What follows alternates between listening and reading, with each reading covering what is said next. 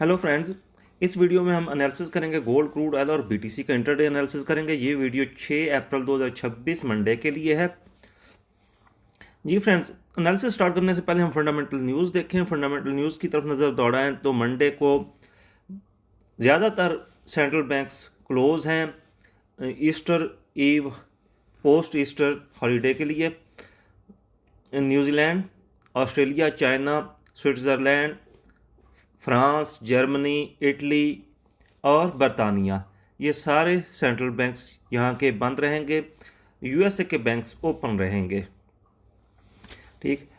Asia section थोड़ा slow हो सकता है या कोई भी मूव इसमें बड़ी आई तो वो फिर जियोपॉलिटिकल इवेंट्स की वजह से होगी, क्योंकि ट्रंप ने जो अपना 48 आवर्स का अल्टीमेटम था वो ख़त्म हो गया हुआ है। उसके बाद कोई जंग में शिद्दत आ सकती है। टेक्निकली गोल्ड को देखें। सबसे पहले गोल्ड का चार्ट है।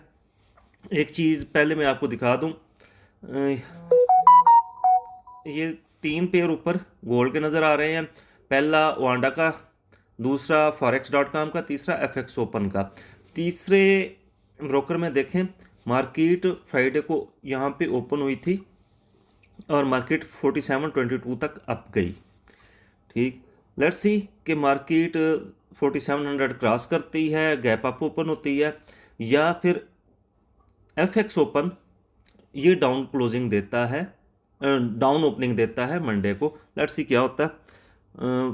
पहले 2-3 घंटे तो आपने ऑब्जर्व करना है मार्केट को। ठीक। अब चार्ट की तरफ बढ़ते हैं। वांडा का चार्ट है, 4H टाइम फ्रेम है। मैंने आप डिटेल्ड वीडियो में भी बताया था कि गोल्ड असेंडिंग चैनल H4 का ब्रेक कर चुका हुआ है और जो डेली टाइम फ्रेम की थर्ड लेग थी, इम्पल्सिव लेग थी, उसकी रिट्रेसमेंट करके नीचे आ रहा है। ठीक हो गया। और ये असेंडिंग चैनल ब्रेक करके इसको रिटेस्ट भी कर लिया हुआ है। अभी कंडीशन ये है कि मार्केट अगर 4700 से बिलो रहती है तो यहाँ से आप 470556 डॉलर का एसएल रख के इसके पास से सेल करेंगे। 4700 से ऊपर थोड़ा सा एसएल रख के अगर मार्केट 4700 के ऊपर चली गई तो फिर आपने सेलिंग का लॉस बुक करना है और फिर आपने नेक्स्ट सेलिंग करनी है। ऊपर बाय चाहे फिर कर जाए आप रिटेस्ट पे, और मार्केट 4730 और 4750 तक आप जा सकते हैं। 4750 और 4755 यहाँ पे फेयर वैल्यू गैप है, सप्लाई कैंडल है, तो यहाँ से फिर फर्दर सेलिंग बनेगी। ऊपर ब्लैक लाइन है 4800, ये मार्केट का रीसेंट हाई था, वीकली हाई भी था। तो अगर मार्केट इसके ऊपर चली जाती है, ठीक, तो फिर मार्केट बुलिश कन्वर्ट हो जाएगी काफ़ी हद तक। ठीक। फिर आपने ऊपर सेलिंग कोई नहीं करनी, आप बाय ही करते जाएंगे। ऊपर अगर सेल जोन से ये सेल लेवल जो है यहाँ से रिजेक्ट कर जाती है, नीचे इसको सपोर्ट लेवल मिल रहा है 4635 का, यहाँ से स्कल्पिंग बाय ज़रूर बनेगी। हाँ, अगर मार्केट यहाँ से भी नीचे आती है और 4554 नीचे ब्रेक कर जाती है, ठीक, अनटिल अनलेस के 4700 4700 ऊपर क्रॉस ना करे और नीचे 4554 ब्रेक कर जाए तो फिर बाइंग कभी भी ना कीजिएगा जब तक नीचे सपोर्ट लाइनें ना आ जाए 4455 और 4388।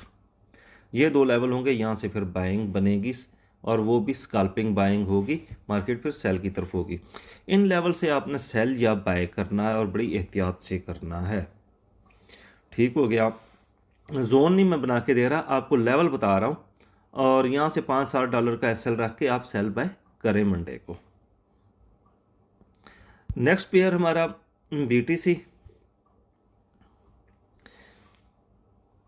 बीटीसी की बात करें तो बीटीसी ये मैंने एक्सटेंशन लगाई हुई है। ठीक। ऊपर मार्केट 69,000 से रिजेक्ट होके नीचे आई 65,000। ठीक। ऊपर जाके इसने 61.8% रिट्रेसमेंट दी, पिन पॉइंट, और मार्केट फिर नीचे की तरफ आ रही है। ठीक है, अभी ऊपर कंसोलिडेशन में है, नीचे तो नहीं है।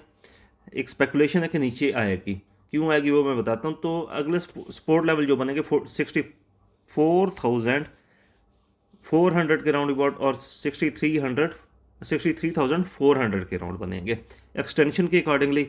और यहाँ पे हम पीछे ड्रैग करके जाएं तो यहाँ पे बाय इनगल्फिंग तो नहीं है, बाय ओवर बाय इनगल्फिंग है। मतलब ग्रीन डॉजी कैंडल के ऊपर बाय का फेयर वैल्यू गैप के साथ कैंडल ओपन हुई है, तो यहाँ से बाय बन सकती है। ठीक, और इस वजह से अभी एक्सटेंशन को मैं हटाता हूँ। ऊपर आप ये देखें तो क्लियरली आपको नज़र आ रहा है कि H4 में बेरिश फ्लैग बना हुआ है। ये इसका आपको जो है मैं लगा के बता दूँ, ये डंडा है और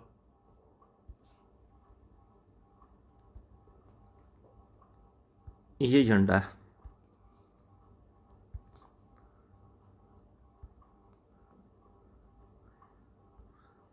ठीक, और जो बेरिश फ्लैग या बुलिश फ्लैग में एंट्री लेने का तरीकाकार होता है कि अगर बेरिश फ्लैग के टॉप पे ए है आपका पॉइंट और ये बॉटम पे ये पॉइंट ए होगा, ये बी होगा, ऊपर गया एक दफ़ा सी, नीचे आया फिर एक दफ़ा डी और ऊपर रिटेस्ट करने गया तो ये ई पॉइंट एंट्री पॉइंट होता है। यहाँ से आप सेल लें, अगर आपकी सेल मिस हो चुकी हुई है तो आप यहाँ से करंट प्राइस से लें और इस जो ये पॉइंट लगा है, एक तो ये रिट्रेसमेंट लेवल पे है, इसके ऊपर छोटा सा एसएल रख के आप सेल की एंट्री लें और अगर ये लाइन नीचे ब्रेक कर जाती है तो मार्केट फिर नीचे की तरफ जाएगी।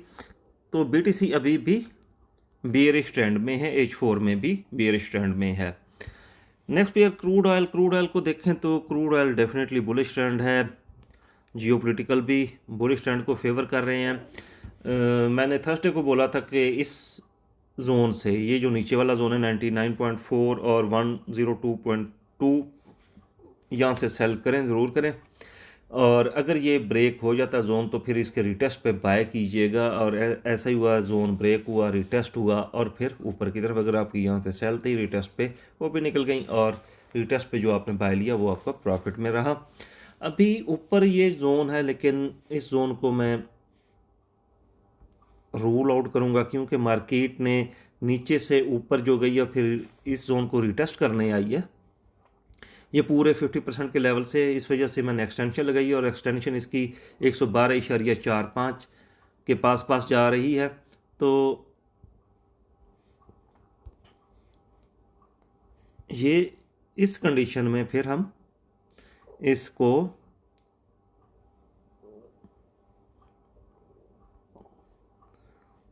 ये अब सपोर्ट लाइन बन जाएगी हमारे लिए और ऊपर जो लेवल था 112.45, ये अब हमारा सेल का लेवल बन जाएगा क्योंकि एक्सटेंशन लेवल थोड़ा ऊपर पड़ा हुआ है। यहाँ पे जो रिजेक्शन थी, जो प्रीवियस जोन की थी, अपना प्रीवियस पुल बैक्स की थी, उससे थोड़ा सा हम इसको ऊपर लेके जाएंगे, मतलब 111 पूरा और 112.45 ये हमारा सेल लेवल हो जाएगा।